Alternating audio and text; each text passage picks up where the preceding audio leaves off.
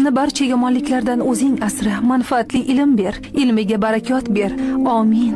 Umar, kelganingni ko'rmabmanam. Rosa yaxshi duo qildingiz, lekin duoni payg'ambar alayhissalomga salovat aytmasdan tugatdingiz. Sallallohu alayhi vasallam. Har bir duoni oxirida salovat aytish kerak. Hada, duoni istig'for bilan boshlab, keyin Allohga hamd va sano aytasiz.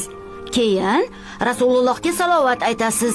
So'ng o'zingizga ham, boshqalarga ham duo qilasiz. Nima uchun duoni boshida ham, oxirida ham salovat aytiladi? Chunki Rasulullohga Alloh taolo ham salovat aytadi. Alloh taolo boshida va oxirida salovat aytilgan duoni rad etishdan hayo qiladi.